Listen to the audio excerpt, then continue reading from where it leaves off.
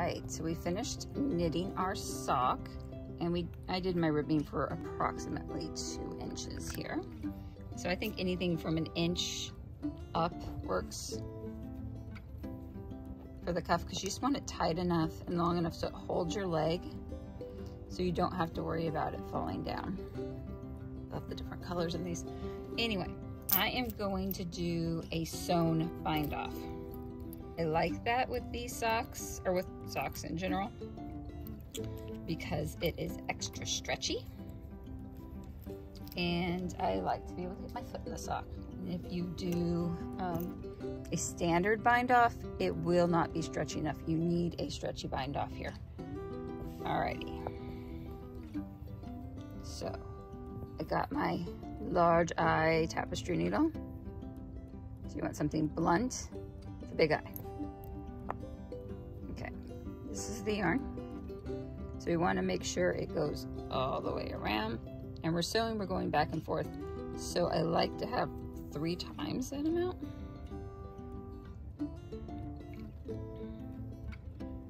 So measuring it in 3.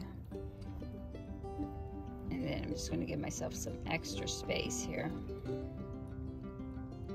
Also almost 4 times, because I want to have a little extra too. Okay, so I got over 3 times the amount of yarn. The thicker the yarn, you might want a little bit more, because it takes up more space. And I know I'm going to have extra here, so I'm going to break it. And just so I get the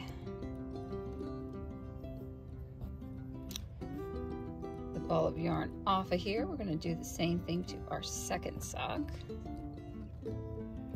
And if I didn't mention before, I ended, that's sock number 1, right at the end of, or right at the beginning of that next row. Okay, so I'm just going to measure this now the same.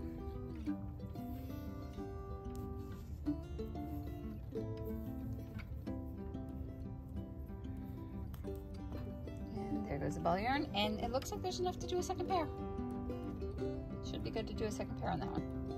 So we want to make sure our needle is all the way at the end. Doesn't really matter what the other needle's doing. It can hang out. And we're going to bind off here, leave a loop, bind off the other sock all the way around, and then go back and finish binding this one off. Your large eye needle, stitch marker. If you had to, you can grab the one off the toe. Not gonna hurt a thing at this point. I really like this bind off because it is super easy. We are going to need a little stitch marker to start it off with, though. And we're just going to slide it inside. Let's zoom in a little bit.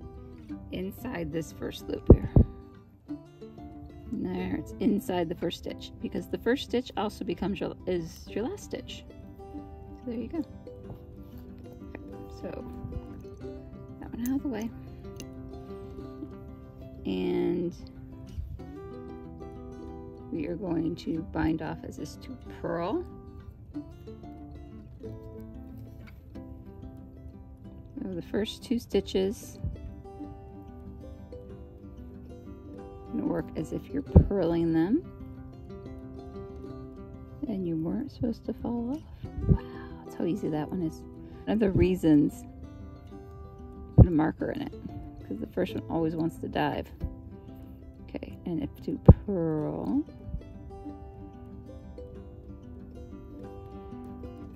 so we got 2 worked in purl. Tighten that up just a little bit. Then we are going to work this one off as if to knit. So we're going from the left to the right. And then you have that little loop in there, and we're going to pop this one off. So each loop pretty much gets worked 3 times. And since that one was only worked twice, we'll have to come back and get them again. So that's why we marked them. We'll do the same thing when we get over to the other side. So we are going to work as if to purl.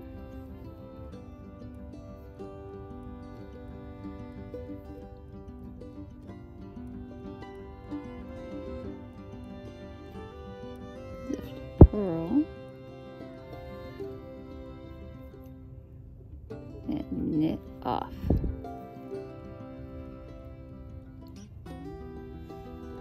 And just a nice light tension with this, so you just want it not to be balled up. Let's try not to step on my tripod here.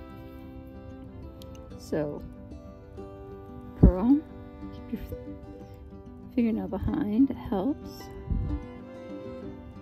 Purl. And knit. See, it almost comes off by itself. And then watch your tension. Alright, I'll catch you when I'm at the end of the row. Alright, we got to the last 2 stitches in the set, so I'm going to show you how to bind these ones off, and we'll put a placeholder in that one because we won't get back to the other side until we do the other side. So let's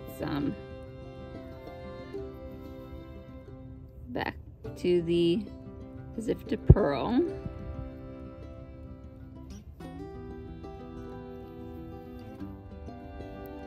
Knit off this final stitch, and then that one slides off, and this last one gets a placeholder. Oops, I don't need 2 of them. We have to see this bright yellow one, won't we? So that goes on here, and we're literally just going to pick up where we left off when we get back. Okay. If you have 2 needles, load up your other needle. I'm not sure I have 2 that will fit. Okay. So you can just leave this one behind. Pull that out. Way back through, and we're going to start it again. So if you missed it the first time, do it again. Right, we're just going to load that needle back up. It's all loaded.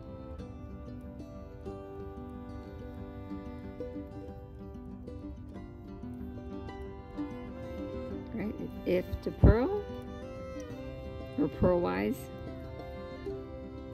which is really easy on these knit stitches. Not so easy on the purl stitches.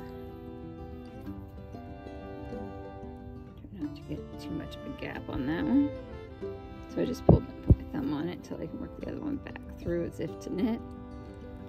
Drop off that stitch. Purl. And these ones, if you want to do it right, you have to go all the way to the back here. Pull that back loop up. Ooh, tight. Yeah, we don't get caught around each other. Okay, here we go. Right.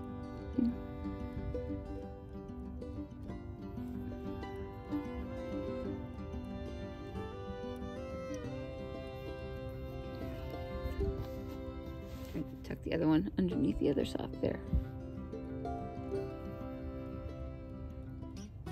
Reach in and knock the other stitch off. That was bad of me. Okay.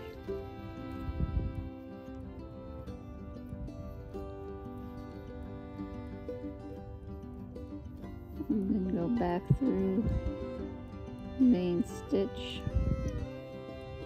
Just, yeah. As if to knit. Alright, now I'm going to get back to you when I'm here, and I'll show you how to lock these together. And oh my goodness, I forgot to put a loop through the first one. I have to go find him. Hunt, hunt, hunt. Okay, it's not hard, it's this one.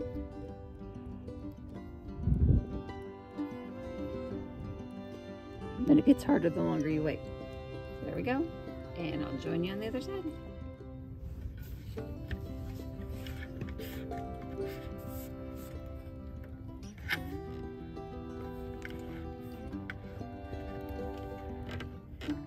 Okay, maybe this way.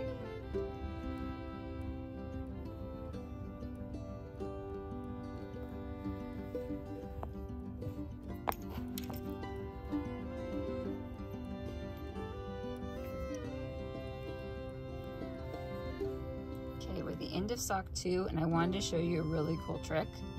There's 2 stitches left. I went through the first one once, but we can just, since these are on the cables, we can just go pop.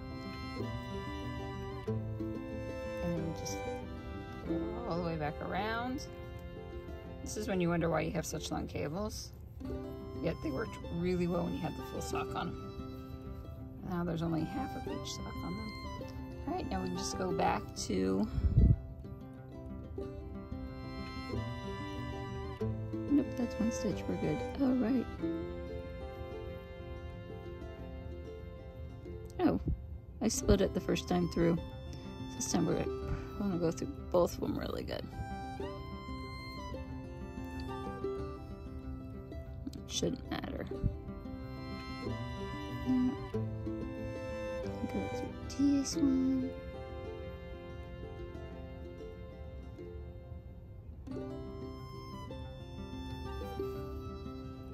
Stop wrapping the knitting needle up in it all. Right. And then that was great. Okay, knitwise through. Yes, we made it. Okay, I'll get back to you when I get to the very, very end. I got to the last 3 stitches of the second sock.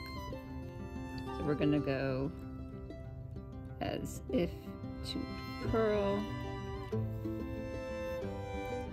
And I'm just sticking the needle directly between because I found it's easier to try to get it from the back side. Because I went in from the back. Yeah, okay. And then knit it off. Okay. Off we go. Okay. I'm going to pick this stitch back up. So go through that one.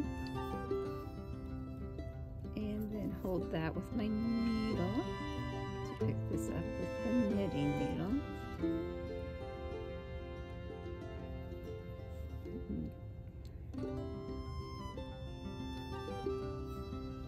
Okay, and I go do this one as if to purl.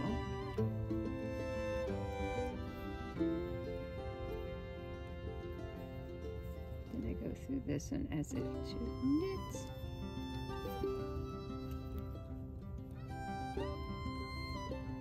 Get rid of that one. And then this one already has 2 stitches in it, so it's just going to be done. And when we weave this in, or when you go to weave your end in, pull it this way so it lays flat. So it makes it all lay together. And just weave it through the bottom. Looks pretty good, huh?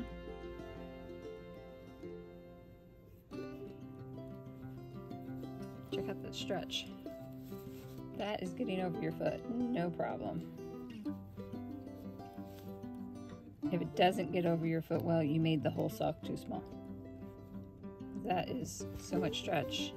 Stretches further than the sock, and that is laying relaxed.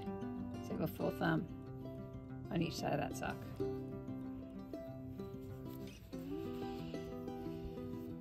All right. So I'll weave that in off camera.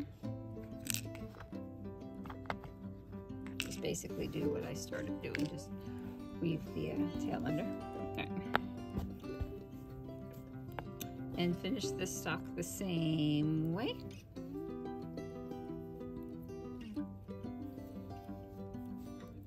First you've got to get that stitch back on there, huh?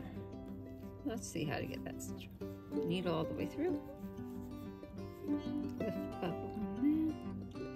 Slide the stitch back on. Get rid of our little fringe here.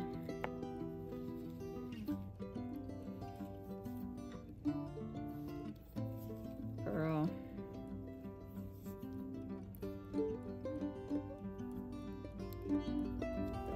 Get the needle to the back and just pass it through the void. Okay. Yeah, push it closer to the end.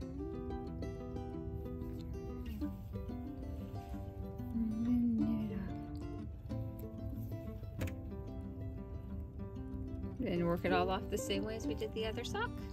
All right. The only thing left to do is wash them and block them.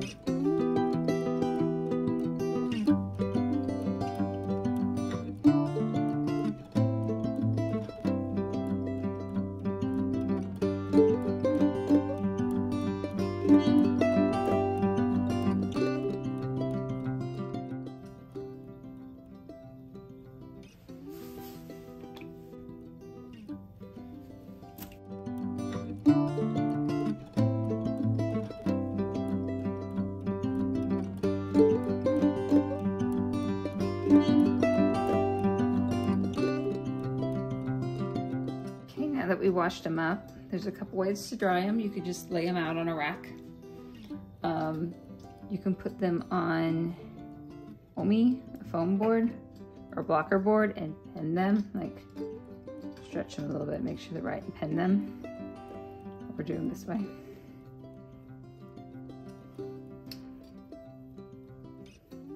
That and pin it out. I have these little plastic sock blockers. That's what I'm going to use. And I just wrung these out with my hands, right? So, find the heel, center the heel, center the toe.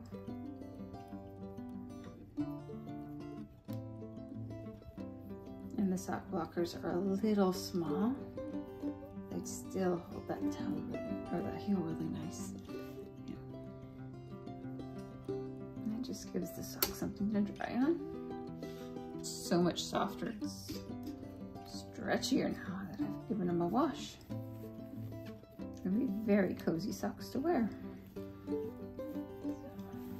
So, hopefully your socks turned out well, whether you're using a homespun or something else.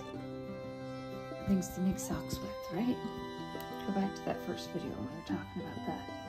Make socks with, right? Go back to that first video when we were talking about that. All done. Be back in the morning.